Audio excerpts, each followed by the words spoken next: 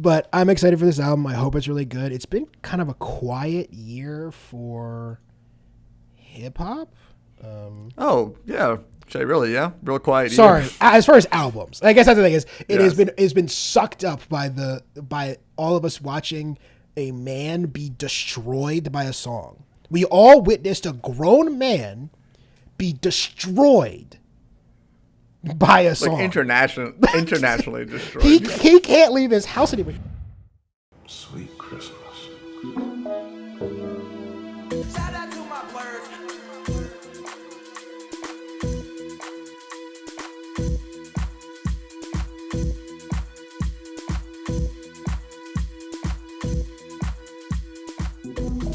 Hello.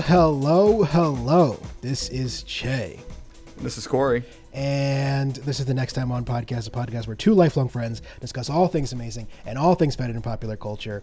Today, we will, of course, be previewing the skateboarding events at the Olympics. I'm really pulling for Tony Hawk. I think he has a chance to come out on top and really take I'm sure that gold guy for America. Tony Hawk's probably asleep right now, just in his very comfortable rich bed right now. I honestly, I'm sure he's fine. I thought I was gonna be able to pull like one more skateboarder out of the air. I gotta know one more, but I can't think of one right now. Cory, you been watching the Olympics?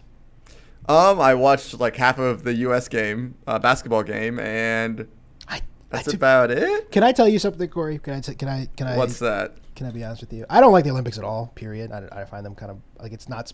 If I wanted to watch track and field, I'd watch it more than once every 4 years. That's my stance on it. But I particularly hate international basketball. I think it's incredibly boring to watch. I like how much there's no commercials. I really enjoy that aspect of things. It's true. I guess I'm used to because basically at this point the sport that I watch by far the most is soccer. So like there's no commercials in soccer either. So I'm just used to sports not having commercials anymore. But I could see if you're like a football watcher. I tried to watch a football game like a couple months ago and I was like, this is unbeaumost. I honestly couldn't do it. Truly horrible. It's very bad television. I think Red Zone's the only way to watch. Yeah, how is it the most most popular thing in America at all? It doesn't make any sense to me. You just talk through the entire thing, get drunk, and then every once in a while I'm like, that was really cool, and that's football. Yeah, I guess it's good second screen television. Well, a couple points of business before we get into the episode, which we're talking about our most anticipated everything from the second half of the year, which we'll jump into in a few. But just don't forget, follow us at Next Time On Pod on our social media platforms. I know we've been quiet. We're going to talk about that in a second. Follow us over there at nexttimeon.net. And if you're over there on the YouTube channel, which you should be, youtube.com/@nexttimeonpod. You can like and subscribe, or you should like and subscribe. Really helps us out. We are still going to be doing From Hell by Alan Moore's The Book Club. The schedule on that is going to be fishy, which again, we're going to talk about that in a second. And our Curse the Rewatch schedule is also up in the air. We are going to try to do Madam Web. No, we're going to do Madam Web for either the Venom release or the Kraven the Hunter release, whichever one seems the funniest to us. And in between that, we might squeeze in one or two more. We don't know. But our schedule is going to be pretty sporadic for the next few months because YouTube viewers will see Cory's in a new location. Cory, do you want to tell people like what's going on in your life? This isn't bad news. No, it's not bad news. No. Things are good. I'm currently working on a project, so I've stopped being unemployed for a little bit. And I'm currently in Richmond for about another month, I think. But the thing about it is it's been basically eating up 7 days a week of my schedule. So it's been very hard for me to find time to do this podcast as much as I would like to. It'd be easier to justify if this thing generated like $6 a month at least. That's true. It would be a second job. But I think, yes, definitely I'll be back in Maryland, do a bunch more episodes. And then eventually I'll be moving out to California. And I think after that, we'll be figuring out a bit more of the release schedule. Rather, we're recording a lot more evergreens, a lot less news, daily stuff like we've been doing sometimes. We'll see. So I think we're figuring things out. Everything's in flux, and I thank you guys for still listening. Yeah. Well, like Cory said, we're going to be, over the next few months while he's in Richmond, moving out to California, we're probably not going to be releasing a lot of episodes. But once he's settled, we'll be back on the grind. Yep. We'll be doing... Podcast isn't going anywhere. It's just things kind of popped up. And we got other life shit to take care of. So. Yeah, we gotta do stuff. Speaking of other life shit, there was big news which to be honest, I didn't really pay a ton of attention to. But there was it feels like a fake headline, honestly. Well, I honestly. So we're going to talk about some stuff that happened at San Diego Comic-Con. Should we save the big reveal for the end? Is there other stuff you wanted to get in? I think I'm gonna talk. I think I'm gonna talk more about the comics that I'm really excited for that came announced from San Diego Comic-Con. Saw Deadpool and Wolverine, but I guess we'll probably talk about that at a later point. I'm excited for that. Had a really good time. Thought it was a very good return to form, but also probably the funniest Deadpool movie I think that's happened yet. It's good. It's one of those. Worried about it was just this very for a good. while. Not until once the marketing started, it was clear there was going to be like a Deadpool movie. But we've said on the podcast for a while, like once Disney got their hands on this, would they try to neuter it? And it seems like they did not, which is good. Yeah. They did not. I think the only note is something that they keep on referencing that they weren't allowed to do. But even then, that wasn't that bad of a.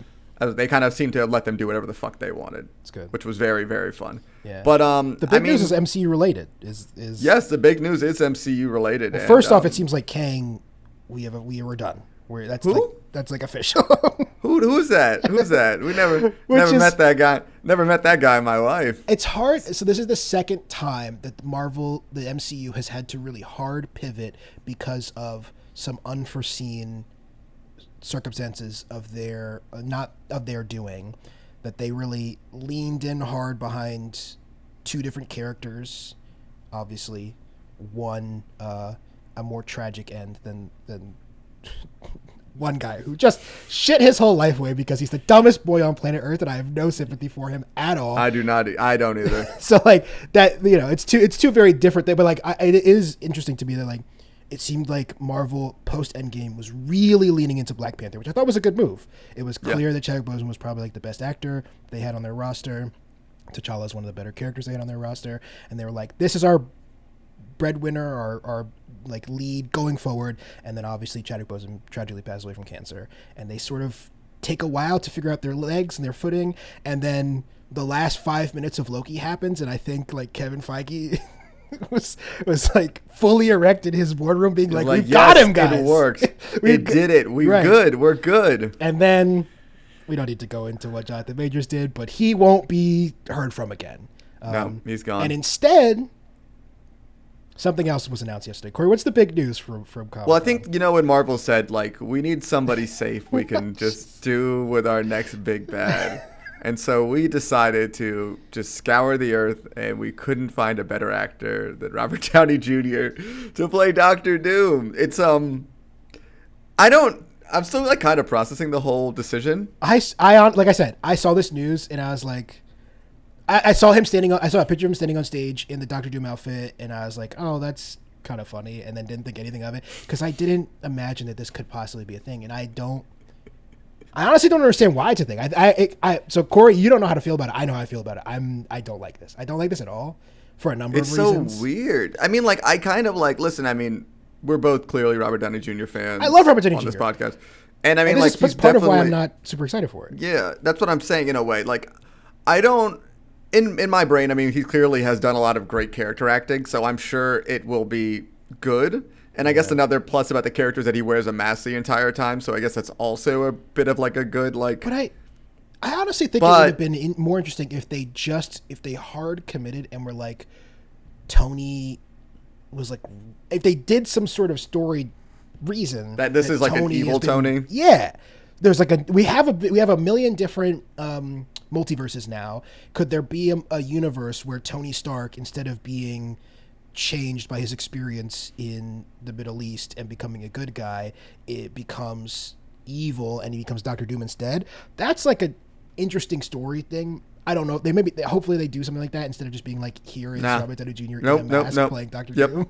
That's exactly what's going to happen. I don't think they're going to do the whole multiversal Tony Stark thing. I think it's going to be very much Robert Downey Jr. is just Doctor Doom. This screams of desperation on both ends, which I'm really bummed about. Like, I don't necessarily know it's desperation on his end though, because it's like he just won a fucking Oscar. Like, he doesn't have to do this. But that's what was so confusing about this. He already has a buttload of money. He does, like, I don't think he's like, I think he's just doing it because for a lot more money, but also like probably just because it's a very fun character I'm sure to play. But Yeah. I don't know. I mean, listen, it's like stupid because I think we're so used to seeing him play Tony Stark in this character that in another thing, I've also seen him play amazing characters where he's not playing that guy. Yeah. So I think I'm open to it, but I still do think it's very weird. Listen, I'm gonna be in the theater to see it, so like I'm gonna be in the exactly gonna, like I'm not not pretend like it's gonna change my Marvel consumption. It doesn't. I'm pretty bummed about it for a number of reasons because I thought post Endgame, one of the silver linings of losing Iron Man, who was like the stalwart and sort of, honestly, based on a lot of what happened with Marvel afterward, kind of the anchor that tethered it to the ground, it seemed like. One of the benefits of it was that we get to see pre-Iron Man Robert Downey Jr. again, who I think is one of the more promising actors. This is a long conversation for a different podcast that we don't have a ton of time on here, but I think a lot about 2007 Zodiac and the experience of those three main actors working with Fincher, who is notoriously difficult, and who those three guys have talked about their experience on that film. And I think it broke a lot of them. It's pretty clear that, like, look at Jake. So for those of you who don't know the cast, Jake Gyllenhaal, Mark Ruffalo, and Robert Downey Jr. the main characters of 2007's Zodiac. Which I mean, I don't know if I need to recommend a David Fincher movie to you guys, but if you haven't seen it, it's incredible. Watch it. But those guys' careers post 2007 has been quite strange. Robert Downey Jr. has basically just made franchise movies, MCU, Sherlock Holmes. He made a very weird Doolittle thing, and then like Oppenheimer. I mean, the Oppenheimer is like the outlier, which I thought was like a good sign for the future, and then instead, he's now Doctor Doom. Mark Ruffalo, a guy who seemed like one of the more interesting characters. He's probably the one who's had the most interesting career. I mean, yes, that's true. Last year's Poor Things. He made Dark Waters a few years ago, which I really loved his performance in. He's done some interesting stuff. There was that TV show who I'm blanking the name of, where he played the two twins. That was like, again, pretty fascinating. But those three guys have had very weird careers that I would have thought they would have been closer to Leonardo DiCaprio leaving that film than they were to like Sylvester Stallone, and they're like, these guys are more interested in making popcorn easy movies, which is not, listen, I'm not telling anybody how to use their, like, run their career, but it is weird to me that he's back in this role, in this way. I don't know. I don't know. Yeah, like I think it's like one of those things where I'm like, I think he's either gonna have to truly kill it, or it's people are just gonna be very annoyed with it. I think he's going to be amazing. I think he's going to be amazing. Yeah. It's just like, but I think I understand what you're saying. And I think, that's very true. And I mean, that does make me kind of sad. I really kind of wish I wanted to see him do more weird shit. 'Cause I mean, especially like Tropic Thunder. I mean, like just kind of name it like Sherlock Holmes and shit like that, where he's just playing these very cartoon character, like, or just very out there people. Yeah. That I was kind of hoping to get more of those roles. But I guess we're kind of getting a similar kind of bombastic thing. I don't know. I think like, I'm interested to see what he's doing with it. It just feels so like bizarre of a decision to do. Think in a way. How good he was on The Sympathizer. I mean, he's I think that's probably weird and so fun on that show. And I thought that was what we were getting going forward. And now, if you look at his upcoming movies on IMDb, Sherlock Holmes 3, which, listen, I'm not going to pretend I don't fuck with Sherlock Holmes. The first two are really fun. I'll see the third one. Is it going to be a great movie? Probably not. Is there going to be a third one? Yeah, it's in pre-production. Whether that, how I mean, it's been in pre-production for years, though. I think it's been like officially confirmed, though. Oh, thank God! I mean, the movies aren't like. I mean, I like the first one. The second one's not very good, but it's just fun hanging out with him and Jude Law. But yeah, and then a movie called All-Star Weekend, which apparently is. You know what? You know whose fault this really is? Is Doolittle. This is Doolittle's fault. Like this is truly Doolittle's fault. I think we've led ourselves into this. It's like one of the worst movies that's ever been. But I guess at the same time though, if I'm an actor like him, like, yo, I won my Oscar. I guess I'm just gonna go do things that I find are fun. It's gonna pay me a shit ton of money. So I think that's kind of he likes doing that stuff. He gets to work with the Russos again. Like, it's just like, also the Russos are doing I saw they got attached to the next two. Yeah. So Doomsday which makes sense. Officially been the new name for the 2026 Avengers movie, which was originally Kang Dynasty. And Secret Wars remains the same, which is scheduled for 2027. In between then and now, we have obviously Deadpool, which is in theaters as we speak. We have end of this year Agatha. That's going to be, that's not a movie. It's a TV show. Yeah. It's a TV show. Then what's after that? Is Blade next? I don't think so. It looks like Blade's kind of got some stuff going on. So I don't think Blade's gonna go. I think the Blades has some like writing issues, shit's going on. So I don't think they want to really make it until it actually has a good enough story. It's so weird to me. Like, how did we get here from like almost COVID, the writer's strike? I really do think like those two things really fucked everything up. Okay, so here's the rundown. So we have Deadpool and Wolverine, obviously the July out now. Oh, then Captain America's next year is Captain America: Brave New World. Then Thunderbolts, I guess, is confirmed. That seems insane. Yeah, I think they're making it. Next thing. Then after that, we have the Fantastic Four. Excited for that. Which I like the cast.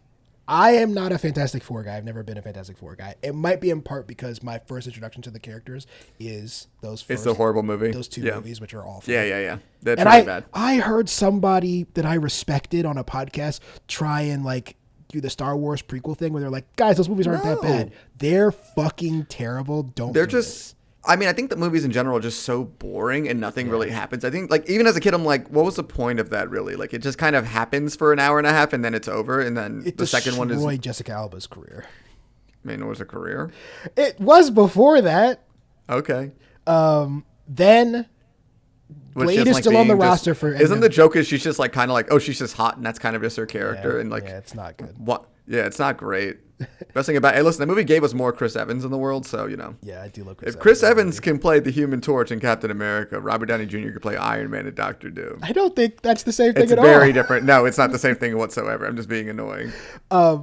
Then, technically, Blade is still on the calendar for November 2025. We'll see if that is anywhere near comes to fruition. And then we have May 26, Avengers Doomsday, and then May 27, Avengers Secret Wars. So the calendar is still pretty like spread out for Marvel. It used to be 2 a year, and now we're looking at, I guess it's still 2 a year, but I don't know why it feels like there's less. You know what I will say though? So after walking out of Deadpool Wolverine though, it was just like, damn, I want more of these. And in a way it was just like, oh, I kind of understand why they spaced them out, but I get why we wanted them so quickly because it was just like, it's still really fun. Yeah.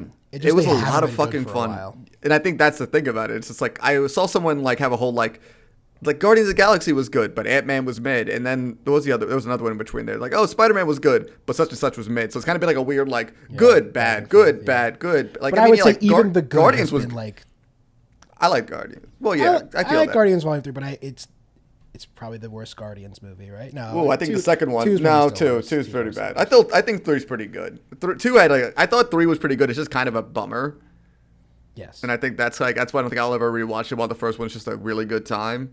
But yeah. Well, it's also that was clearly like the end of an era for these characters. Like we're not seeing like it was a farewell to most of them, if not all of them. Yeah. I think that's why I kind of like I don't know. I feel like Deadpool was kind of like, all right, Fox is officially dead. So I think that's kind of like a nice little like, all right, time to wrap it all up. All right. We'll see. Shall we get into some other stuff in the episode though? Yeah. Let's talk about speaking of anticipation for what's coming. There's still like 3.5 more months or whatever. The year is moving fast. It's like there's time left in this year. What's coming out? What are we looking forward to? Corey and I did this at the beginning of the year where we talked about our most anticipated of 2024, some of which has come out, some of which hasn't come out yet. I think it'll be interesting to look back on those original 10 picks each. So we're going to run down our lists from the beginning of the year, quickly talk about the things we've seen and things we haven't seen yet and what's good. I'll go first. I'll run down what I have. So starting at 10, I have Wandering Stars by Tommy Orange, which is, to be honest, I have not started yet. I bought it. Wow. It's my next book. I'm working through Brooklyn crime novel right now, which is, that is the name of the book. It is, I'm really enjoying it. I recommend it. Jonathan Lethem. It's from last year, 2023. But I'm finishing that up, and then I will start Wandering Stars by Tommy Orange, which came out earlier this year. I'm sure it's great. They're one of the best books I've read in the last decade. Incredible. Helen Windtorm was my number 9 by the team that brought you Supergirl One of Tomorrow. We're 3 issues in. I'm really enjoying it. The art's amazing. Tom King still Still writes good comics, surprisingly. Still very good. Yeah, shocking. Surprisingly. No, I hated how accurate his Rorschach book was. And you know what? I'm not going to expand on that. You guys should go read that book to know what I'm talking about. Yeah. This close. This close. Next up is Black Doves, which has not come out yet. Honestly, looking more and more like it might get pushed to 2025. There's no official date yet. It's still on Netflix's calendar for 2024. I'm hoping it's going to be good. It's the new spy thriller starring Keira Knightley, which looks really exciting. That sounds fun. Yeah. And then The Taste of Things by Tran On Hung, which was France's submission to the 2024 Oscars. It came out in America a couple months ago. I will say this about The Taste of Things. It is in absolutely no way better than Anatomy of a Murder. The French are crazy for submitting this movie over the Anatomy of a Murder. Sorry, Anatomy of a Fall. Anatomy of a Murder is a different thing. Anatomy of a Fall. But The Taste of Things is interesting. It's really beautifully made and acted, and I love French food, and it's basically a 2-hour love letter to French food. It's literally what it is. And then a woman dies. Oh, well, okay. It's not, honestly, it's not important to the movie. I'm telling you right now, fair. The only part of the movie that it cares about is the kitchen scenes. I remember that movie was definitely on a lot of people's list of best films that are gonna win in the Oscars, and I know that one was at the number one for a while. I think if you walk to that movie thinking this is gonna win an Oscar, you don't know who votes for the Oscars. That movie is fine, but really, really, it was, to be honest, it'd be boring to a lot of people. But I enjoyed it. I thought it was good. I'm going to move faster. My favorite thing is Monsters 2. Emil Ferris dropped. When did this come out? It was recently. It's a couple months ago. I have started it February. No, sorry. This is the wrong thing. Really close to February. May. Jesus Christ. I am. And I've started it. And I was halfway through it, and I was I need to go back and read the first one, which came out in 2017, because I was I don't remember that book at all. I loved it. It was my favorite book of that year, but it's been so long for the delays, and Ferris tragically lost her. Yeah, Ferris tragically lost her, basically, I think all of her work in a fire on that book, so she had to start all over again. It was originally scheduled for 2021 or something, so it's been researched. So I started it and I liked it, but I'm going back to finish the first book again to then read the second book. My number 5 was Driveway Dolls by Ethan Coen, the first of his solo directorial after his brother did Tragedy in Macbeth a few years ago. Movie was fun. I don't foresee it making my top 10 films of the year, even though this year is going to be quite slim pickings, but I thought this movie was fun. It's not Marco Corleone's best work of the year. For that, see my boy Yorgos cooking it in Kinds of Kindness. Then obviously Doom Part 2. I don't need to tell you guys about Doom Part 2. Number 4. Number 3, Shogun. Easily the best show of the year right now. I don't even think it's actually that close.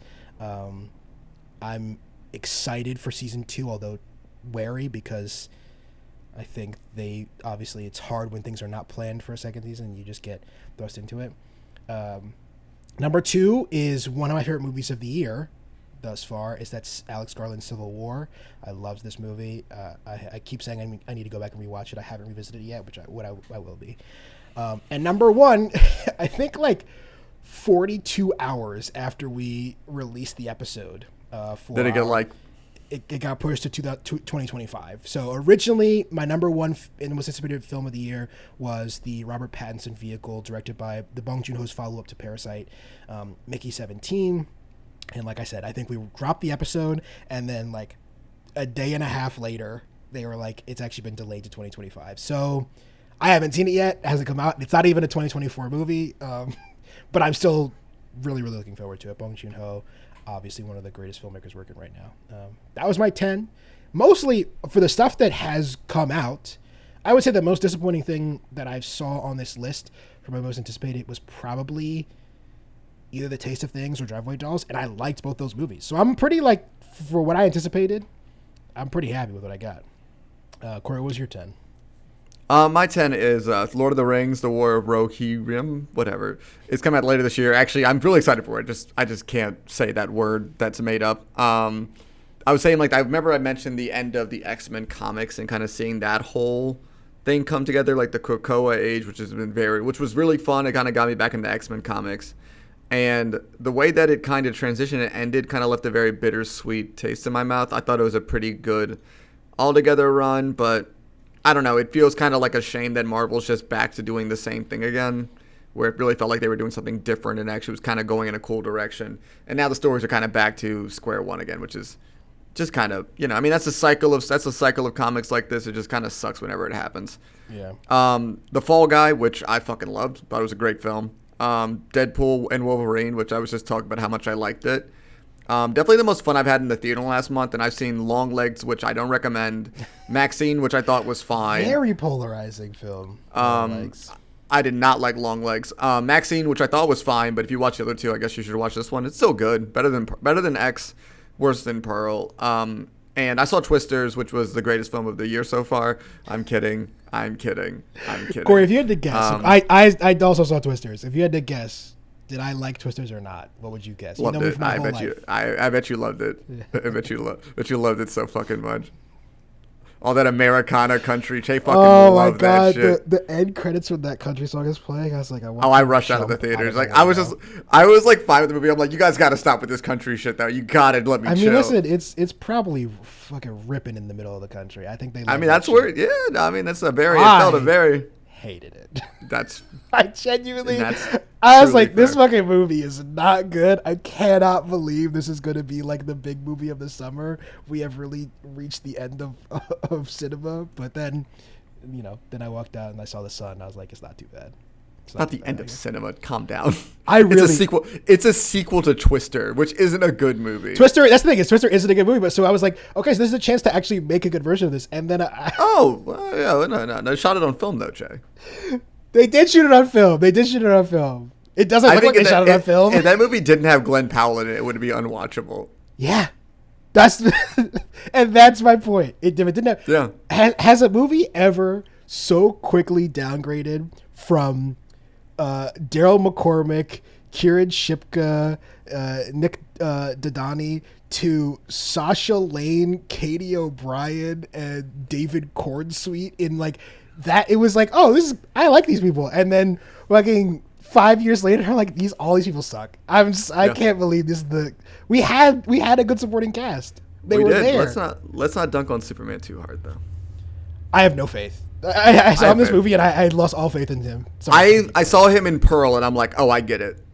So I know you don't like that. I don't know you didn't like. That's not your vibe at all. But I watching Pearl X is fine. I haven't seen Max. I thought he was good. Fine. Yeah. I thought he was good in Pearl. Yeah. Like that kind of sold me, being like, I get it. This guy's got that whole. I believe it. They just kind of had him playing the most stickler of all sticklers, and I'm listen, this is not his. This is not going to be like. That's not Twisters. Is no one's fault. Really, except for the main girl's not very good. The thing is, I don't mind Daisy Edgar Jones, and yet everything she's made since Normal People, I have hated. So I don't know. Maybe I don't like Daisy Edgar Jones. All right, let me keep going. All right, Marvel Ultimate Comics, which I think has been across the board stellar.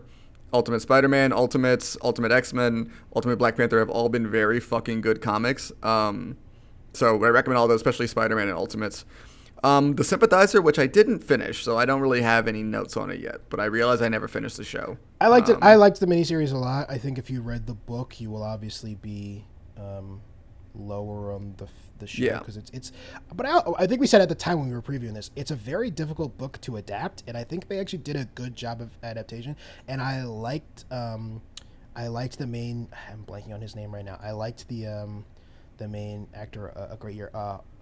Ho Juande, I think is how you say it. I thought he was really good. I'm interested to see him going forward. We talked about how good Robert Downey Jr. is. We will not be seeing performances like this from him in the future, I guess. Never again. I think the problem with it was, though, Paul Feig was watching Sympathizer, was like, wait a second. He can play more than one guy in something? Do you want to? I honestly, if that's what it is, that'd be funny. But I mean, I think that's what it was, though. There's a zero chance that he's definitely seen the Sympathizer. Yeah. Just saying. Okay. All right. So that's my theory of what happened, guys. Civil War, which it wasn't what I thought it was going to be starting this year, but it was still very good. I'm never watching that film again, but it was still very good. I'm surprised that the two movies you've said you will never watch again. One of them makes more sense to me than the other. But which was the other one? You said you will never watch Kinds of Kindness again. Oh, never again. No, never again. Never. Probably, again. honestly, probably 2 of my top 5 movies easily this year. I love Kinds of Kindness. I liked Kinds of Kindness. Didn't love it, but I liked it. I stay with that. Mr. and Mrs. Smith, which I thought was a really good TV show. I found out, we did not talk about the Emmy nominations. We will not talk about the Emmy nominations. I think I'm going to do a write-up about them later. I learned that Mr. and Mrs. Smith was not a miniseries when the Emmy nominations were released. Oh, you didn't know? I didn't realize it got renewed for a second season. I'm interested. I thought it was. Okay, I thought they were like. It got renewed for a second season, but there's no promise that Donald and Maya are returning. I didn't think they were. I don't think. We'll talk. I don't want to spoil it. Yeah, no, we're not going to spoil Mr. Smith, but I will say, certainly the end of the first season felt like it could have been the end of the show. If it's an anthology, I actually think that's interesting because the world they created around this like mysterious agency that they worked for, I would watch a bunch of different Mr. and Mrs. Smiths. I think that's actually a cool idea. Yeah, I just think pick 2 different famous people, put them together in this weird like romantic comedy thing, and then have the backdrop. That was just like a perfect idea for a TV show. But the thing about anthology shows is they usually are still put in the miniseries category, so that's why it's interesting. Next up, Spider-Verse 3. I mean, oh, shit. I guess I was pretty optimistic about that one, wasn't I? Yeah, I think at the time we said probably not. Probably not, but it would have been nice. We each got one thing that's definitely not coming out this year, so that's fine. And last up, Dune Part 2, which we don't need to say anything about it. Better than the first, just perfect all around. You think it's better than the first one? Yeah, I do. I love both of them. I still think I like the first one better, but I think that might be because it was just like, it was kind of like a religious experience. It was like one of the first times we've been back in the movie theater. I saw it in IMAX, and I was just like, cinema, like baby. It just took me to a different world, and it's like, it's kind of like Lord of the Rings, where you're like, oh, I'm like watching a different reality right now, and it doesn't feel weird about doing it. There was no questions about like, oh, that's CGI or whatever. Just do you think that's how people saw Twisters in IMAX felt? Do you think I feel like that's what people like who live in Oklahoma felt about watching Twisters? They were probably losing their minds. I mean, the movie is real prairie coded. I'll say that. It's the thing about the movie Twisters. Sorry to keep going back to it, but it's such like a She's weird like film a tornado whisperer. Yeah, the first one, they're all okay. In the original Twister, she has like a personal beef with Twisters, which is why she's like, I gotta kill Twisters, and that's kind of her storyline, is her realizing that she can't do that because it's insane. And this movie is like, oh, you can't do that.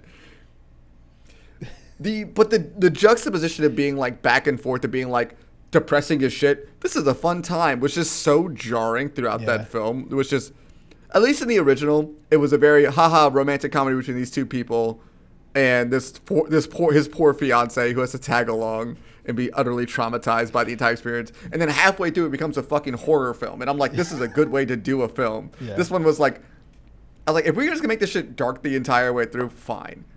But they couldn't commit.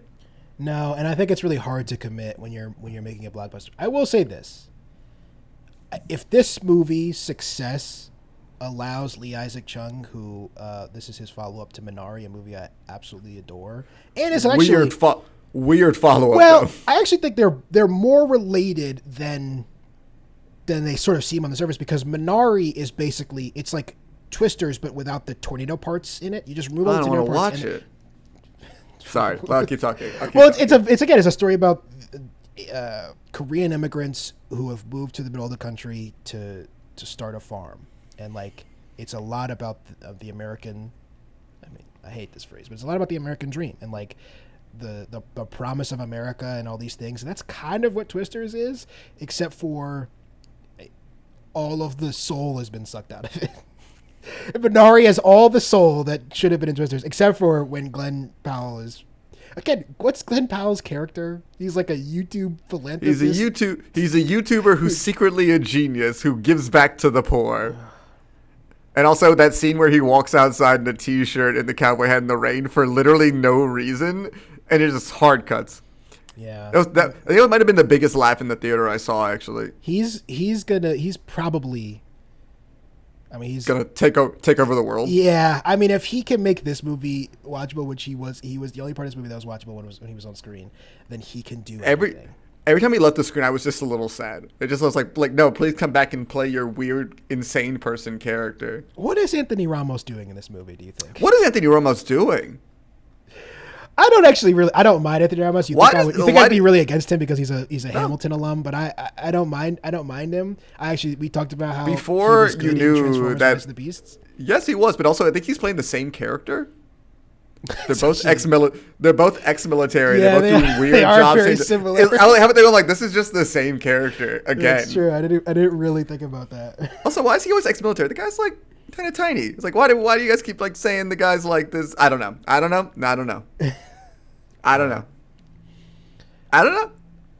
Twisters was not on our original most anticipated of the year, and Danny did lean over to me halfway through. She's like, "Wait, is the bad guy going to be insurance issues?" And I'm like, "Yeah, that's what the bad guy in this movie is. Like, that's their plot. They are just really shitty insurance people." What a mess!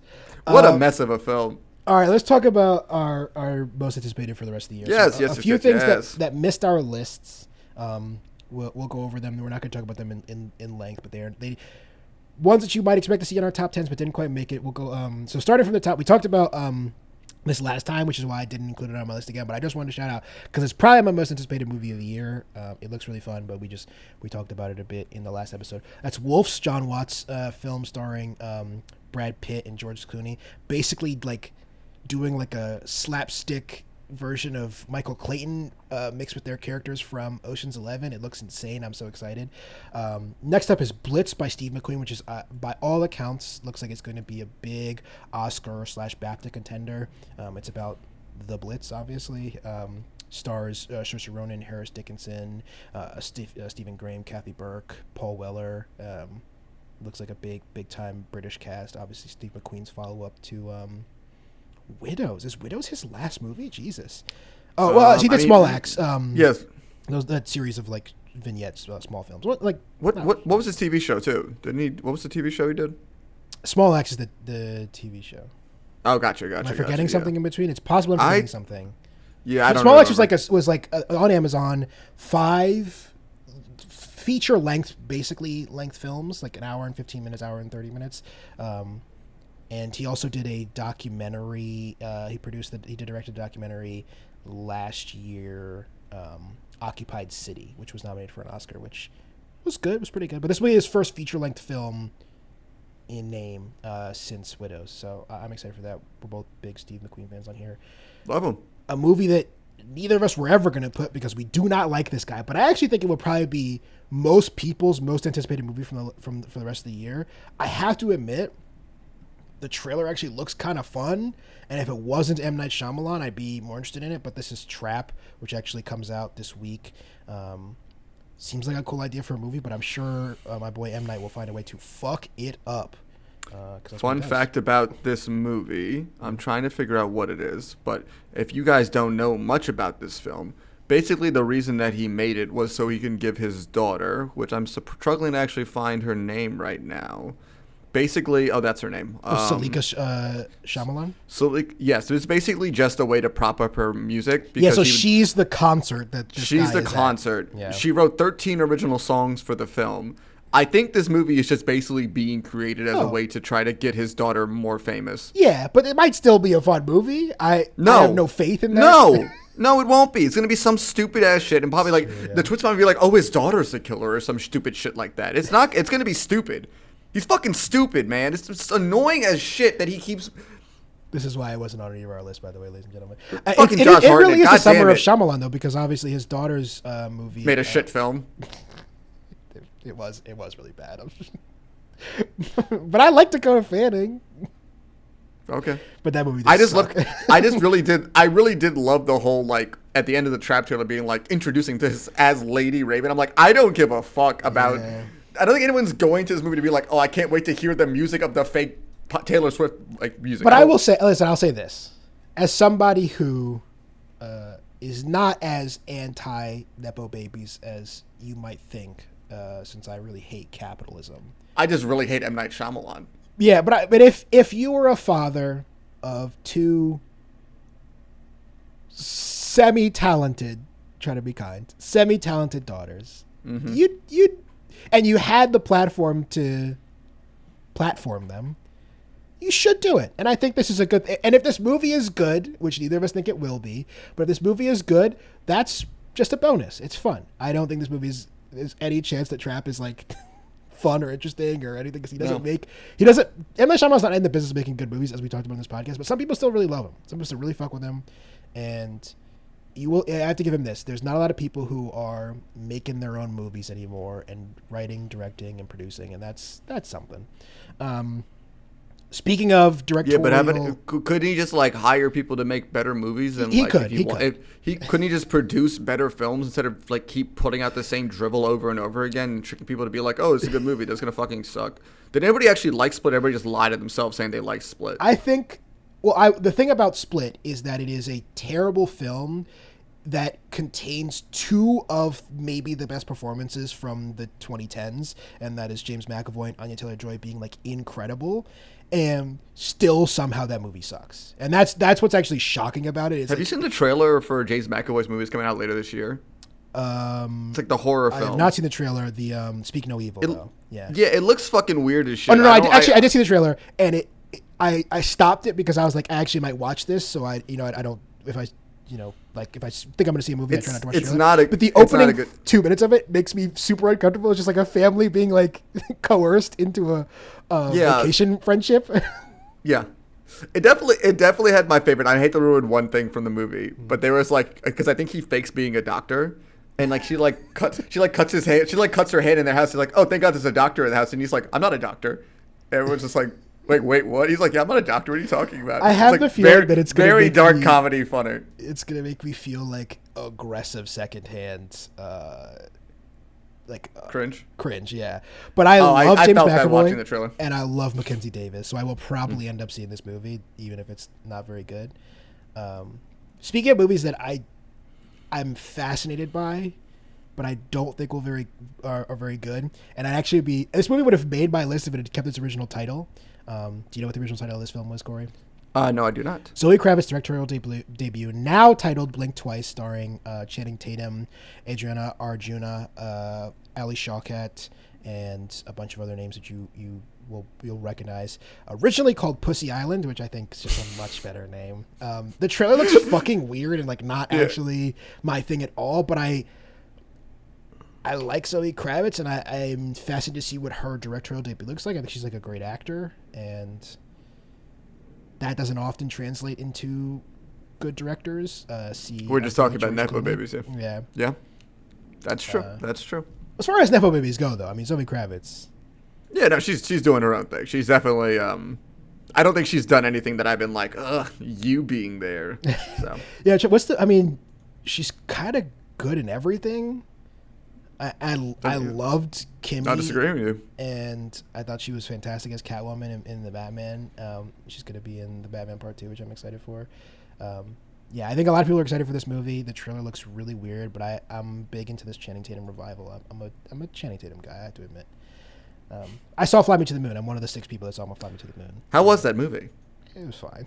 I don't care. It was just so inconsequential. I'm probably gonna forget I saw it by the end of the year. It was whatever. I'm not upset I saw it, but it wasn't good. And closing out our film section, we have Alien Romulus. Do you think this movie is gonna be good? If you had to bet, if somebody was like, you have to bet $100, would you bet it'd be good or bad? By our definition, I think good. I bet $100 on it being good, but I don't think it's something I really want to see. Really, I don't like seeing like alien movies in theaters because it's too scary for me.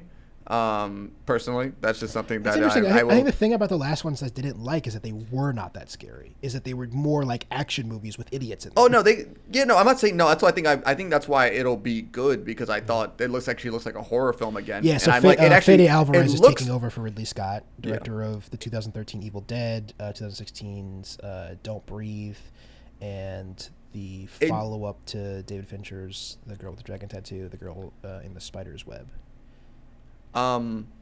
I definitely feel like it looks the most similar to, like, it gives me the same vibe as the original Alien, which I don't think any of the other movies has actually done. Good cast too. We both really like Kaylee Spaney. That's David true. Johnson. She's everywhere though. I mean, it's also nice to see Kaylee Spaney get like killed again, I guess, because I'm so mad at her over Civil War.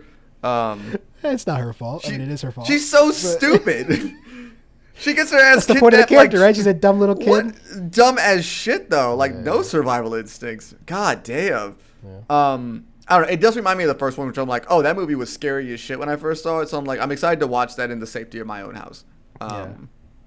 So, I'm interested but by it. yeah, I'm certainly interested. I think it'll be good. I think it will be good actually. But like, yeah, Ridley Scott, that series was such a weird guy. Yeah, by the end, he really seems to. I would say by the end, I'm very much of the mind that Ridley Scott has made one good Alien movie ever, and like kind of the bag across the board. Prometheus I find interesting, but it's beautiful and hollow at the same time. It just feels like I love it, and then also I'm so disappointed in it. It feels like it had so much potential in it. It really did. I think that's like my biggest left that movie being like, oh, I thought it was gonna be more than the whole final shot with the alien. I'm like, oh, you kind of just ruined it. Like we all knew it's the same universe. You didn't need to do that. Yeah. I mean, maybe he did though. Like maybe that's just you kind of have to do that in those movies. Either way, but we got two more TV shows. Quickly, I just run down. Neither of us put Agatha all together. Because I don't have much to say about it because I think it'll probably be fun. I don't have much to say about it. I like Catherine Hahn a lot. I think this show. I like Catherine Hahn. I like Aubrey Plaza. I think it's gonna be fun. Yeah. And last up, this was probably like my number 11. Just missed my list. I was wary about it originally, and then I watched the trailers, and it looks pretty sick. And this is Dune Prophecy, the prequel Dune show starring Emily Watson and Travis Fimmel. It looks beautiful. It looks expensive. Yeah, it looks expensive as shit. Real House of the Dragon vibes, which I've been loving House of the Dragon, so I have no complaints. Also, it probably would have been. Everything. Yeah, very much so. But I was going to put Dune on my list, but I honestly could have because I must have just kind of talk about my comics all in one little chunk before we, as we go through this list. But Che, do you want to start first? Well, we'll take a break and then we'll come back and do our top 10s. That's fine. It is an immovable fact that I killed Harlan. Yes, you did. Yes, he did. Yes, you are. But I spoke in the car about the hole at the center of this donut. And what you and Harlan did that fateful night seems at first glance to fill that hole perfectly. A donut hole in a donut's hole. But we must look a little closer. And when we do, we see the donut hole has a hole in its center. It is not a donut hole, but a smaller donut with its own hole. And our donut is not a hole at all. Look, I understand that this is amusing for you. Why was I hired? Why would someone hire me? Someone fishing for a crime to reverse the will, Blanc. But I was hired before the sealed will was read. So yes, the person must have known the contents of the will. But one step further, that same person must have known a crime was committed. And further, if the intent was to reverse Marta's inheritance, they must have known that Marta was responsible. And we're back. Sup? All right, we're going to jump into our top 10s for the most anticipated releases for the remainder of 2024. I can go first. Okay. So first up, I don't think I did not have any albums on my first list because I think I actually talked about how album release now is just weird. They just sort of appear on your Spotify, or if you're cultured like me, your title. But there is one album that I'm excited for. It's been 6 years since his last album release. Really, it's been 9 and that is A$AP Rocky has an album coming out at the end of the year. Newly a Father, which often changes artists. To be honest, not usually for the better. But I'm an A$AP Rocky believer. Is he still in legal trouble? I don't know. I know you're talking about the incident in Europe, right? I think so. Yeah, something happened recently. I just saw his name and I'm like, what are you doing, man? Yeah, I just assume most rappers are always in legal trouble, if I'm being honest. Yeah, that's fair. But I'm excited for this album. I hope it's really good. It's been kind of a quiet year for hip hop.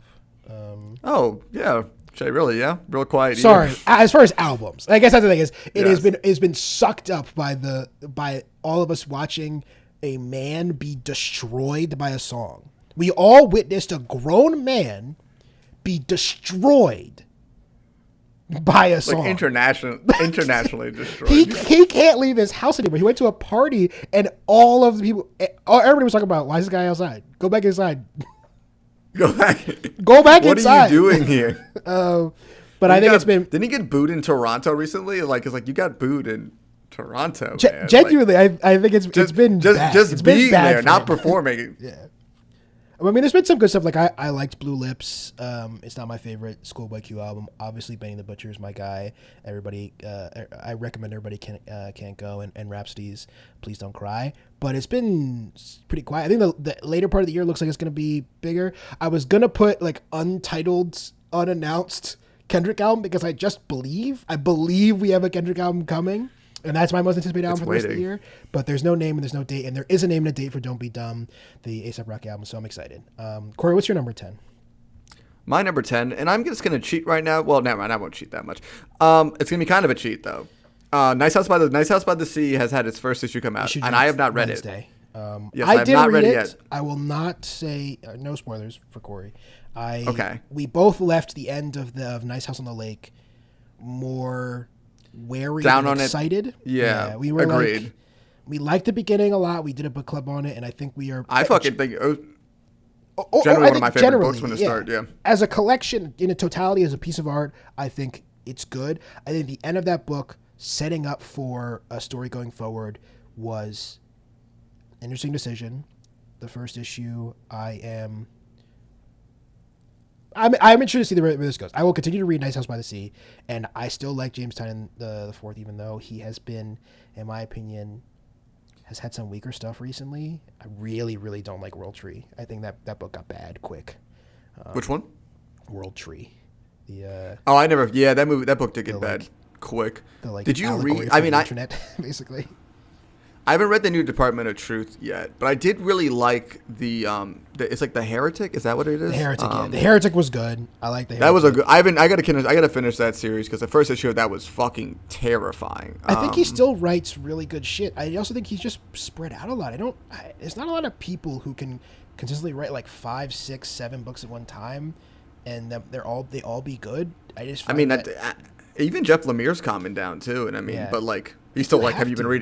Have you been reading Fish Flies? Yeah, I like Fish Flies. So good, so good. He's so good at his job. Yeah, just fucking. That's why I said not a lot of people. I honestly think it's just Jeff Lemire is the only one I can think of who, and even if he has like 7 books up in the air, I enjoy all of them. And yeah, I don't think I've read a bad Jeff Lemire book. I think I've read one where I think it was like one that I was like, eh. Fucking comic book redditors will be upset at you. It was the Maze one, I think. The Maze one. I don't. There was like this weird Maze one. So you don't remember it. So it wasn't bad. It just wasn't that great. But yeah, I got some more comics to talk about, Che. But you want to take it away with number 9? Yeah. Corey does not like this guy, but I really do. Jesse Eisenberg's sophomore directorial effort, A Real Pain, is scheduled for October this year. Starring he's just got one of those faces I want to punch. You know. I think he's like an amazing actor, to be honest. And the fact that he has been like he's got like a discount version of Robert Downey Jr.'s career, where it's like he's been trapped in being the asshole sequels and like was Lex Luthor and looked like he was going to be stuck in that, and that luckily that went so badly he got released from that. But I love Jesse Eisenberg a lot. I will say his directorial debut, ironically, I did not particularly like, but I think this movie seems like a better idea for a film, and more importantly, I really like Kieran Culkin now. I would not have said this pre-Succession, but after Succession, I'm just like a Kieran Culkin believer. I think this guy's good, and it is like still insane going back and watching Scott Pilgrim the movie and just kind of like yes. It's just like you'll just still see another person like, oh, you're also now just amazing as an actor doing something else, and it's just like every time I go back, it's like, oh, another person from this film is like just amazing. And I actually think the issues that I had with When You Finish Saving the World, which is Eisenberg's directorial debut from 2022, was actually not the direction. Is I don't I've said this on the podcast before. I think he seems like a nice enough kid. I don't think Finn Wolfhard's like a good actor, and he really is like dragging that movie down a bit. But this movie stars Jesse Eisenberg and Kieran Culkin, who I think are great, and will probably be a lot better. So I'm excited for this movie. Oh, is that I remember seeing the trailer for it. Actually, yes, I do actually want to see this movie. I'm sorry, I forgot about the trailer. It looks fun. Yeah. But also, it's watching the trailer and reading what the movie's about. I'm like, does not seem to be what they were portraying it as. No, I think it's defined as a comedy drama film. I just think we should stop using the word comedy sometimes. It looks like, I mean, the trailer was like, this is just a comedy, though. The trailer was like, oh, these two guys are just on a road trip. And I'm like, oh, this is why they're on a road trip. Well, okay, they kind of buried the lead here. Yeah, I think it's gonna be like a black comedy, but you hear this. There's a lot about The Bear, which just recently got the most Emmy nominations ever as a comedy, and all comedy actors and writers hate that The Bear is called a comedy, even though. But that's the thing is, I find The Bear to be some of the funniest stuff on TV. The same as Succession, which was never called a comedy just because it was an hour long. But we need like a new word because it's a different thing than like planes, trains, and automobiles and whatever a real pain is. And they probably shouldn't be in the same genre, but they are. So fair. That's my number 9. I'm excited for it. Corey, what's your number 9? My number 9 is, as I was talking about earlier, Marvel put out their Ultimate Comics, and DC's like, we want to copy that. And so they decided to put out an Absolute Green Lantern book and an Absolute Flash book. The Flash is being written by Jeff Lemire, like we were just talking about, and Absolute Green Lantern is being written by Al Ewing. So 2 of my favorite working comic book writers right now. I'm finally finishing up Immortal Hulk, and I'm like, this guy's really fucking good at writing comic books. So I'm very excited to see what they do in like kind of a sandbox thing. Yeah. Excited for it.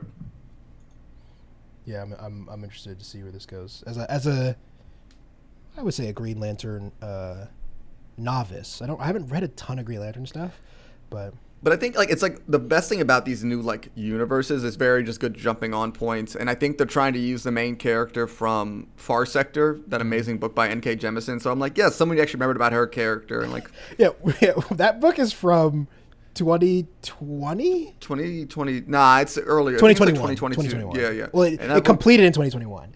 And she has not been seen since, right?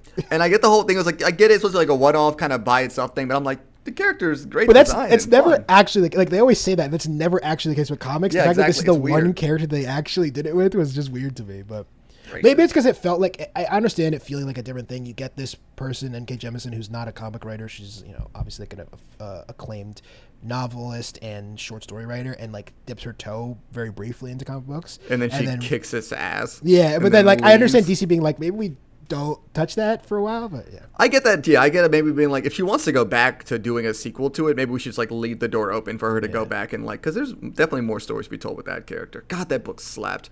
Yeah. But yeah, what you got, Che? My number 8, a rare video game mention for me on the show. I don't think we talk about video games much at all. We don't. Mostly because, and I want this on the record, I am not a gamer. I do not want to be associated with gamers. They are the worst people on planet Earth. But Che, you told me that you're the biggest gamer of all time, and that you just love Mountain Dew, and like you're just gotta get you keep on saying to me, I gotta get my gamer fuel. I don't know what that means, honestly. But I like that you say all this stuff. Like, I don't edit these episodes. None of those words you said will see the light of day.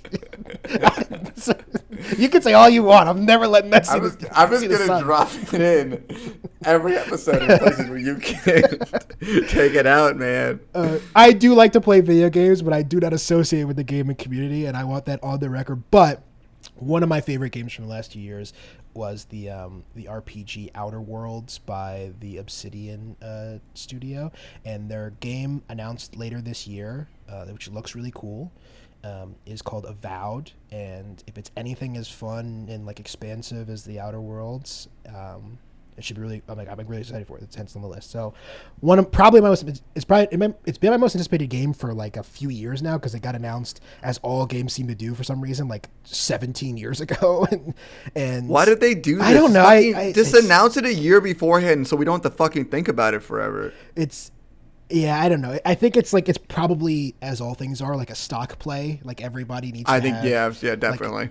you need to be excited for these things going forward so that you can sell investors on your studios and your consoles and etc. But yeah, Avowed looks really fun. Really excited for it. And the exact date is not clear yet, but I'm pretty confident by how much marketing Xbox and Microsoft have put behind this that they are close to dropping it. So I would assume probably like holiday 2024 is when we're looking for it. Well, that's good. I mean, I have a laundry list of games to get through, so maybe I'll be fine by the time it comes out. Yeah, there's a lot out there. Corey, what's your number 8? My number 8 is a film I didn't really hear about till I saw the trailer before Longlegs. Cuckoo. I really like Hunter Schafer, and I really like Dan Stevens, and I somewhat like Jessica Henwick. I am confused by this film. Have you seen the trailer? Yeah, I did. It looks insane. It looks insane. I want to see it because I don't know what it is, and I kind of need to see it. I don't know what it's about. I don't know which tone it's going for. It could be really bad, or it could be amazing. So this is by director Tillman Singer. Another reason that I'm like, I would say I wouldn't make my list, although like I said, I like the actors. I agree with Corey. The trailer looks pretty insane, pretty interesting. I don't know this guy at all. I haven't seen. He released a movie in 2018 called Luz. This one is another horror mystery so it seems like he's got a vibe. Good reviews, but I'd never heard of it. I don't know anybody in this movie. It looks like a small. Maybe I'll check it out before Cuckoo comes out. See if it's any good. But I just like more like especially after finishing Longlegs. I'm like I want movies that embrace the silliness of things more. And it seems like it is a silly thing. Because you'll get more movies like Longlegs. Like what? You'll get more movies like Longlegs. Well, that's the thing about Longlegs. I didn't know what the fuck it wanted to be. Is it going to be like a dark comedy or is it super serious? They have a line being like, "Oh, I saw that you did well on the psychic exam," and they just kind of drop that. You can't just bring up the psychic exam as an FBI agent and then keep things moving like that's a normal thing that happens. Have you ever listened to Oz Perkins talk about his films? No, I don't have any interest in listening to Oz Perkins. So Oz Perkins. After watching that, I have no interest of I don't have any interest of finding more about this guy's films or learning more about him. Nothing. Oz Perkins, the director of Longlegs, a nepo baby if there ever was one, is one of the more, you could either say interesting or pretentious directors, depending on how you feel about his films when he talks about his movies. It is clear to me, as someone who hasn't seen Longlegs but has listened to him talk about Longlegs, that he thinks this movie is a satire about our obsession with serial killers, which is actually something that I find really interesting. I think it's super weird how popular true crime is. I actually think the demographic that is obsessed with true crime is even weirder. Like, I don't get why middle-class white women seem to be so gripped by this genre that is mostly about men killing middle-class women. Some people got to see it. And I think Oz Perkins has that same fascination that I do with that. I just don't think his movies are good. Yeah. or interesting. And the fact that the response to Longlegs has been so polarizing, and basically the only people I've heard, like people that I know have also, they really hated it. And all the reviews from people who love horror movies really loved it. I don't trust reviews about horror movies from people who like horror movies because I hear them talk about horror movies and they like every single one no matter what. I've never heard somebody who's like a horror movie fan say they don't like a horror movie before. And I've seen so many shit horror movies, like unwatchable garbage, and then they'll be like, that was fun. That guy got his head cut off in an interesting way. It's like, we just like different shit about movies, and if you like Longlegs, I think, good for you, but we don't like the same thing about movies, is what I'm guessing. I don't think so. No, I don't. Not a big fan of that entire film. Yeah, but Oz Perkins was in Psycho 2, so there's that. Oh, there you go. With his dad. Okay. Next up. One of my nerd shit. Brandon Sanderson's next book in the Stormlight Archive is coming out at the end of the year to finish up like the first half of that series. I'm just excited for it. That's like, I don't really read many fantasy novels. It's like the only one I do, so it's my nice little break from depressing fiction and all the other shit I read about. So I'm excited for that one. Brandon Sanderson mentioned nerds rejoicing everywhere. Yes, exactly. You're welcome, my Mormon king. That's I don't have much else to say about it. Yes, it is. He is my John Smith. Is that his name? Fuck. I don't remember the guys. I don't know, Mormon joke. My number 7 is another British series coming later this year. Another thriller, but it stars Joe Cole and Alexander Roach, two people I'm big fans of. It's called Night Sleeper.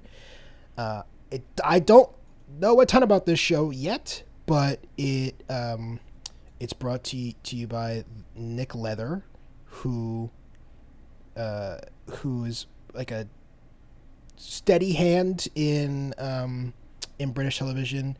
Did Suspicion from a couple years ago, which was a fun spy thriller. And like I said, I love Joe Cole, and I love a British spy thriller, as you heard before. Black Dove's one of our most anticipated shows for the rest of the year.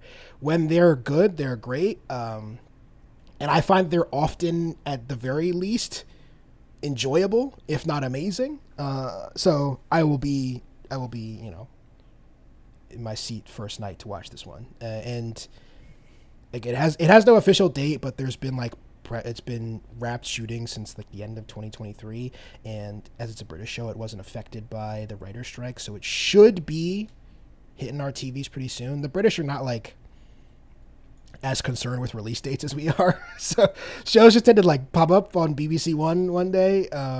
So I'm pretty confident this will be dropping on our TVs soon, or at least before 2025. I don't think I'm going to get burned twice on. That's what you think. I know, that's what I think.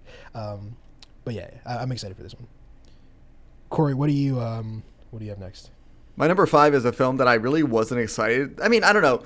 I was a fan of Beetlejuice as a kid, and I didn't see any trailers until yesterday before Deadpool, and I'm like, you know what? That looks like a fun time.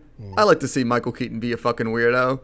Yeah, I mean, listen, I'm excited for it. I mean, like, I thought it was a Wednesday Addams trailer, and I'm like, oh, I didn't know we made a movie out of this, and I'm like, oh, I think they just decided just to cast her twice as the same character, but it is what it is. Yeah. If I liked Tim Burton, I would be more excited for this, because I do. This is the thing I like Tim Burton for. Yeah. So so I'm hoping that he can pull this off, but I don't know. I'm okay to be disappointed. Yeah. Let me catch up. So I'll do 2 in a row. But my next up is number 6 is Conclave, the Pope replacement drama. It's like they have to find a new Pope, psychological thriller starring Ralph Fiennes. The Pope is dead. The throne is vacant.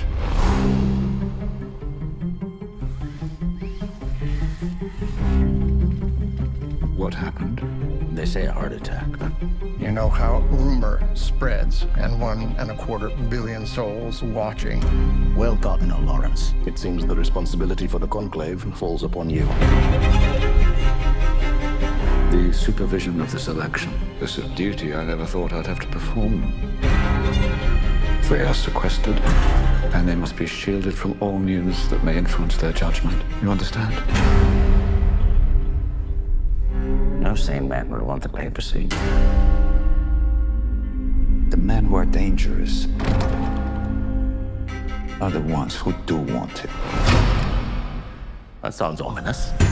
You really like your Pope shows, don't you? If I could have The new Pope and the young Pope do fucking slap, but this is probably not going to be the same vibe, if I'm being honest. It is brought a lot to of you Pope by, shows. It's a follow-up from the last year's Best International Feature Film winner, Edward Berger, who did All Quiet on the Western Front, which is just like a harrowing experience of World War I German soldiers, and not at all like a fun disco infused sex romp the way that the new Pope and the young Pope are. So I think Conclave will probably be more psychological and dark, but the cast is really sick, and he's a great director. The way, if you guys haven't seen All Quiet on the Western Front, hard to recommend a movie as like tough to watch as that, but it's incredible, and it's really beautifully shot, and that's like in the dirt in the middle of France, obviously. So the idea that he could shoot a movie, he gets to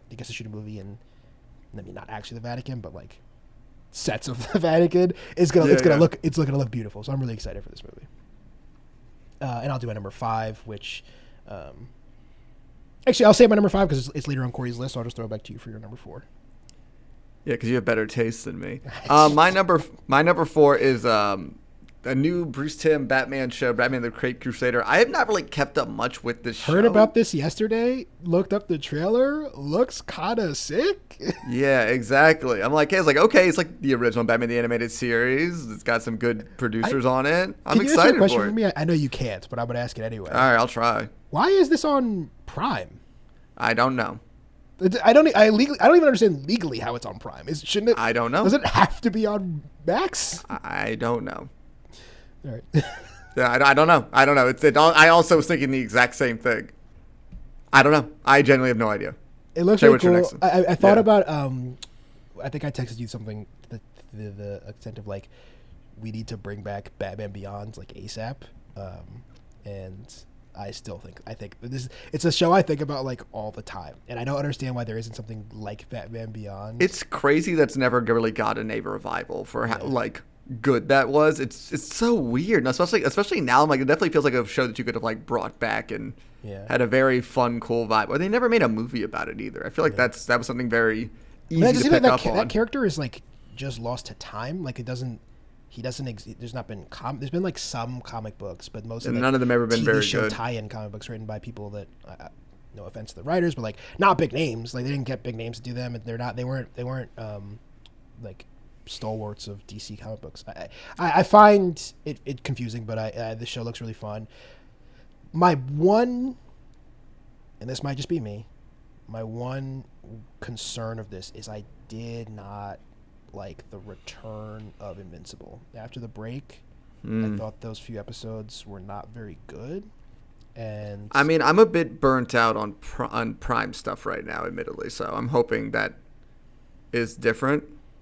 I mean, I haven't watched The Boys in a while. I never really went back to the Invincible. I'm off The Boys. The Boys are done, yeah. I know you guys like The Boys. Good for you. I can't. The show, I hate it. I just hate it. I hate it. I will say this. I really like Good Omens. I'm really excited for Good Omens season 3. I forgot there's a season 2 of Good Omens. That's what I really should be watching. Really Let me be quiet then. I haven't seen Good Omens season 3. It's just like honestly, it's the gayest show of all time, and I love it. It's so good. That's fine. It's fine. Yeah. All right. Speaking of, is it? I don't know. I wasn't talking about mine. My next pick was pretty like I don't know. Well, my number 4, another book. This is The Mighty Red by Luis Erdrich, who is the 2021 Pulitzer Prize winner for The Night Watchman, which I talked about that year. Really enjoyed that book. This is not her follow-up. She wrote a book, The Sentence, in 2021, but this is her next book coming out later this year, The Mighty Red. I don't know a ton about the book, honestly. I haven't looked up a lot of information about it. I just think Erdrich is she's a great writer. She's great prose, good character development. If you guys haven't read The Night Watchman, highly recommend. Obviously, Pulitzer Prize winner, hard to go wrong with it. But yeah, then this book drops in like late September, so based on the amount of the speed at which I read my books, I will be wrapping up Brooklyn Crime Story around when it releases, which means I will have to then read Tommy Orange's book, and then I'll probably get to this sometime in 2025 because I gotta watch all these fucking movies and TV shows. And there's so many, and I'm like trying to watch old movies and stuff like that. We can do a podcast like we'll talk about Some Like It Hot, and we can talk about Some Like It. Yeah, I do. I'll talk about Some Like It Hot. That movie's fucking progressive as shit. Yeah. Corey, what's your number 3? This movie. We were just dunking on it too. Yeah, no, Gladiator 2. It looks. I know I haven't seen a trailer for it at all, but the cast list and everything, it seems insane.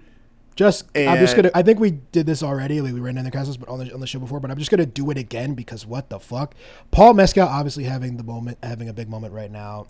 Sorry, it's Paul Mescal, not Mescal. It's not like the liquor, even though it's spelled exactly like it. It's Paul Mescal. I didn't know that. Yeah, I just heard him on a podcast talking about it. It's Paul Mescal, Denzel Washington, Pedro Pascal, Joseph Quinn, Connie Nielsen, Digimon Hunsa, Barry Keoghan. I don't think that's how you say it, but it's how I've always been saying it. Okay. And then Fred Hetchinger, who people will know as the best part of the first season of The White Lotus, as far as I'm concerned. So I think this cast is going to be amazing, and it didn't make either of my lists for the simple reason that I fear Ridley Scott. I fear him in my soul. I think in his twilight years, he's an 86-year-old knight of the English kingdom. I think this guy makes fucking weird movies, and they're often quite terrible. I saw Napoleon in theater. I want you guys to know this. I saw that movie in theaters, and it is so weird and bad.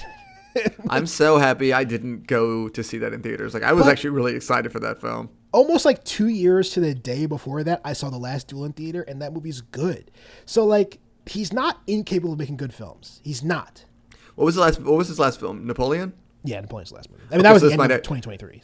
So actually, this one actually might be good on his weird, like, back and forth. It's not quite back and forth, though. It's like one good, a couple bad. Don't worry about it. We'll be okay. Because I think his last good movie before The Last Duel was The Martian. So, and that was like, yeah, probably. I think you're right. I do think you're right. My number 3 is another TV show, my last TV show on the list, and that is to be honest, I'm like a little bit sad about this, that it exists, but also I'm going to watch it. I'm excited for it. Alfonso Cuarón, I wish he was making movies, and he'll go back to making movies, but this is Alfonso Cuarón, obviously the director of Roma, Gravity, Children of Men, Y Tu Mama Tambien, the third Harry Potter movie, I think, weirdly, just odd that's on his CV, but he's got a miniseries with starring Cate Blanchett called The Disclaimer, just Disclaimer, coming to Apple TV later this year. Beware of narrative and form. Their power can bring us closer to the truth, but because of our own deeply held beliefs and the judgments that we make, they can also be a weapon with a great power to manipulate. Ladies and gentlemen, be aware.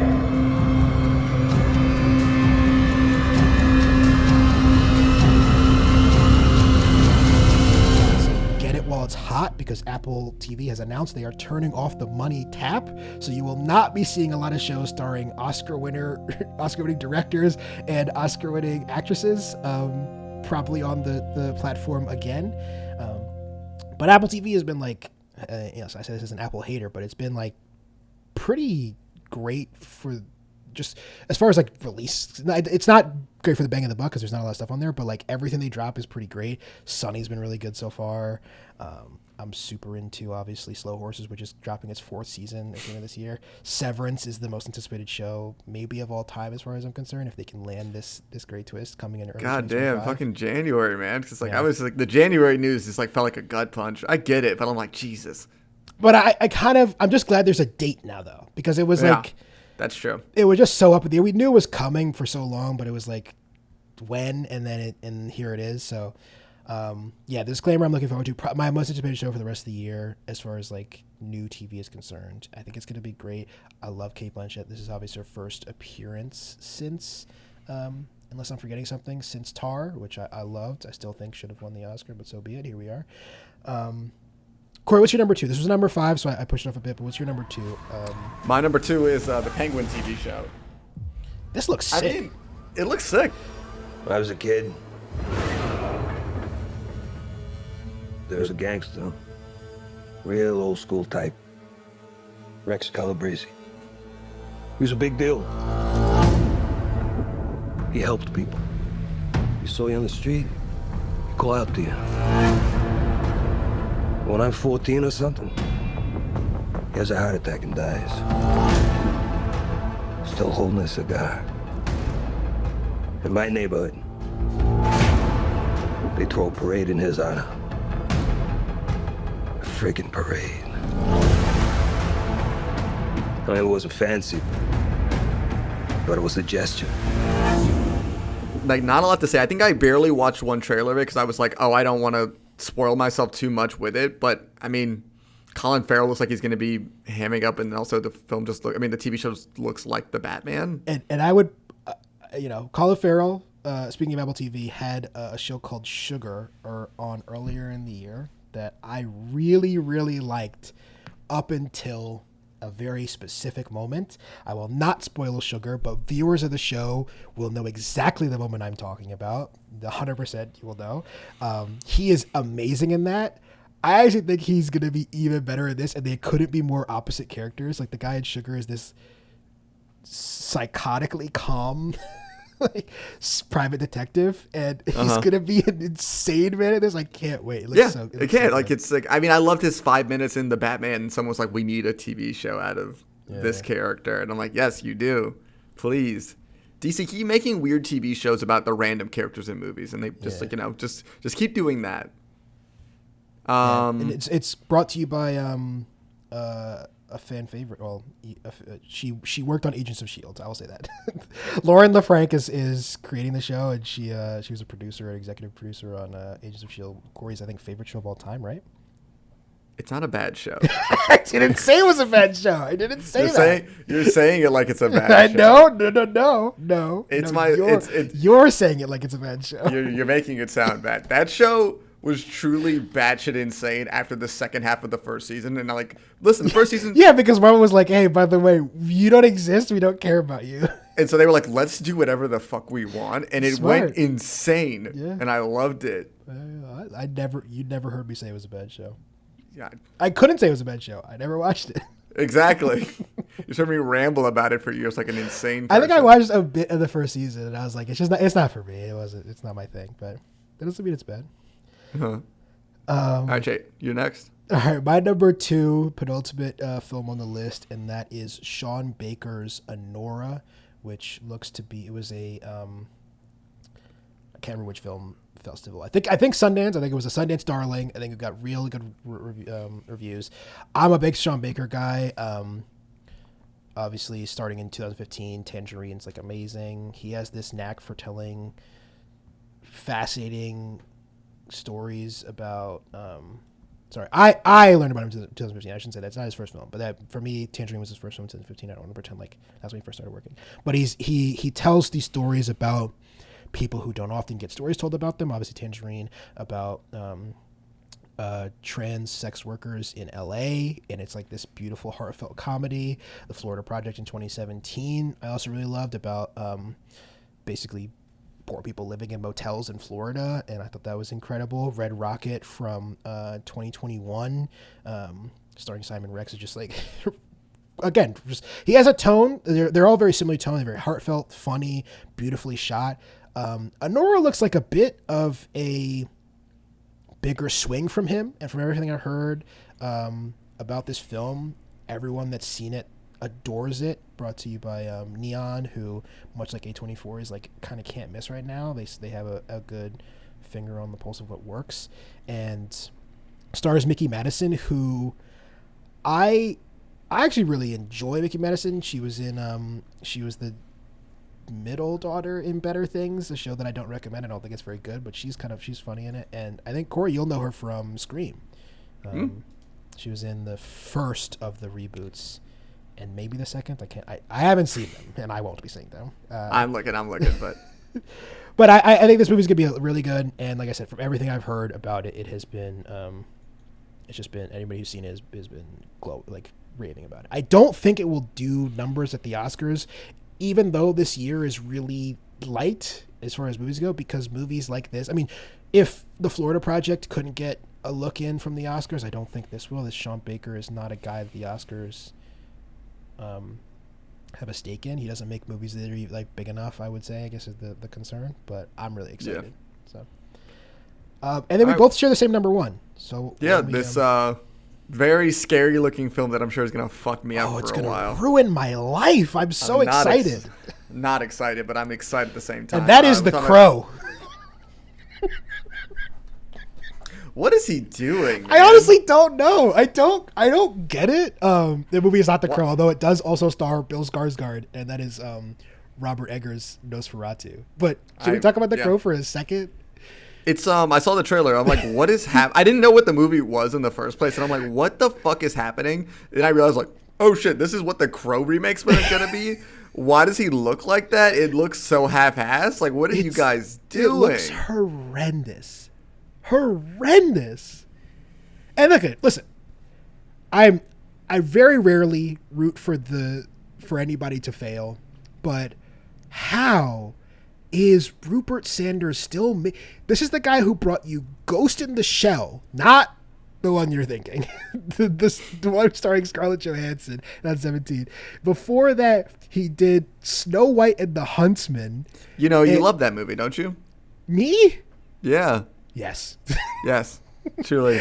And now he's making what looks like just like one of the worst fucking movies of the year, starring truly like exciting talent Bill Skarsgård, and also for some reason FKA Twigs is in this movie. What the I will say this: I don't like the 1994 one. I don't think it's like a good movie. It's obviously embroiled in tragedy. Also, it's pretty hard to separate the two of those two things. But which is kind of in a way of like, why do you want to remake this? Yeah, like, I think the fact that it's like this movie that, at least for me, when I think of the original Crow, I think of the death of Brandon Lee. I think you have to kill Bill Skarsgård. Please don't kill Bill Skarsgård. Well, I was like, you have to make like an effort to make like a good movie, and it doesn't seem like they tried to make a good movie. No, I don't think so either. But neither of us are excited for The Crow. I mean, I will say we're because not. I'm morbidly curious. But Robert Eggers, who is like, is he the best horror director right now? I know I'm saying there's somebody who doesn't like horror movies, so there's like some guy who makes some shit on Shudder that everyone is losing their mind over. But like, I'm not a Shudder guy, Millie. No, do not catch me on that. I need a like a, you got to kind of balance the line between a horror and an actual good story, which is why I'm always kind of. Well, this looks like his first return to like true horror since 2015. I mean, so The Witch. Yeah, so the Eggers he really burst onto the scene with The Witch in 2015, and then follows it up with the Lighthouse, which has real horror elements, but I think is also like, again, this really psychological thriller. Another great performance by Willem Dafoe, who's in this film, and Robert Pattinson. And then 2022, I would say not a horror movie at all. It has some horror elements in it. Yeah, but it has the most epic final fight of anything I've ever seen in my life. I love this movie. This is The Northman. Corey, do you love this movie? I get some flack from people who don't. They're like, I'm sorry, it's two men fighting in a volcano to end your film. You don't make a bad film like that. Yeah, and like, if you think that sucks, you don't like cinema. Yeah, I don't really know. If you walk out of unless you just are like, I don't like violence, which this movie is quite violent. But if you don't like violence, that's one thing. But if you can stomach the film, and then you walk out of this and you're like, that wasn't good. I don't know if we can be friends. I'm sorry. No. It's a giant man basically playing pranks on it. It's like on people for like a movie. Then he fights people. Yeah. And so then his return to like true horror coming later this year, Nosferatu, a remake of the 1922 horror classic. Like probably as far as I can, like, you really like the original horror film. It's that and Dr. Calgary's Cabinet of Dr. Calgary from 1920 that are really considered like these bastions at the beginning of this genre. Have you seen the 1922 Nosferatu, Corey? I've not. It's obviously it's not scary anymore. It's hard for a movie that's made in 1920s to be scary or even like funny or like it's mostly this like exercise in cinema literacy and history. When you watch it, I wouldn't say I love this movie, but as far as like F.W. Murnau movies go, it's like beautifully made, beautifully shot, and very eerie. The idea of updating this for a modern audience is, I think, a really genius idea. I kind of wish it had come out 2 years earlier, so it could have been literally 100 years later, but we missed it by a bit. This movie looks sick. Corey, why was it your number one? I just talked about a lot, probably about why it's my. I mean, like the trailers. I mean, like it just blew me away, the trailer in the first place, but also just like I like Eggers in recent years for sure, and it just looks like scary fun. Mm-hmm. It's like very well made. I felt very unsettled, and I've always like never really looked into Nosferatu, but I mean I like a good gothic vampire shit, so I'm very excited for it in that way. fascinating cast. We haven't really mentioned, other than Bill Skarsgård and Willem Dafoe, we haven't talked about a lot of them. Emma Corrin, who I like a lot, but this will be her first, their first film in a while, right? Actually, didn't realize this. They are in Deadpool and Wolverine. Apparently, I didn't know that. So, wait, who's that again? You say Emma Corrin is. I don't yeah, know she's very good. She's they are very having a very good time. Yeah, I think they're good a lot. You will see. My most recent experience with them is in the quite terrible A Murder at the End of the World, but I actually think they're pretty good in it. We also have another person coming off of like a really awful television show that I think she's okay in is Lily Rose Depp, Nicholas Hoult, and then Aaron Taylor Johnson and Ralph Ineson round out the cast. It's a great cast. Eggers has a knack for getting interesting performances out of his actors. I still think The Northman is one of my favorite Alexander Skarsgård performances, which is saying something. So I'm interested to see what he does with the younger brother. We just have to round it out. We have to get the other Skarsgård. Gotta get Stella in there. Yeah. No, we don't have to. But I think we should wrap it up for the audience. Yeah, well, let's run down these really quick. I'll do my 10 first, and then throw it over to you, and then we'll close it out. Sure. First up, 10-1 going down the list. I have A$AP Rocky's "Don't Be Dumb." This list is all over the place. I'm just realizing. Number 9, A Real Pain, Jesse Eisenberg's sophomore directorial film. Number 8, Avowed. Number 9, the miniseries Night Sleeper. Number 6, Edward Berger's Conclave. Number 5, the Penguin television show coming later this year. 4, The Mighty Red by Louise Erdrich. Number 3, another miniseries from Alfonso Cuarón, Disclaimer, starring Cate Blanchett. Number 2, Anora, Sean Baker's next film. And last but not least, the as far as I'm concerned, the most exciting horror movie of this year, Nosferatu by Robert Eggers. Over to you, Cory. All right, and my 10-1 is Nice House by the Sea by James Tynion IV, Absolute Green Lantern and Absolute Flash, written by Al Ewing and Jeff Lemire, respectively. Number 8, Justice League Unlimited by Dan Morrow and Mark Waid. I realize I skipped that one. Number 7, the film Cuckoo. You mentioned it when you were talking about. Oh, did I? Okay, good. Number 6, Stormlight Archive, Book 5 by Brandon Sanderson. If you guys never read that series, looking to get into fantasy, it's hard to recommend a book bigger than the Bible, but it's so good. Number 5, Beetlejuice. Number 4, Batman Caped Crusader. Number 3, Gladiator 2. Number 2, The Penguin. And number 1, Nosferatu.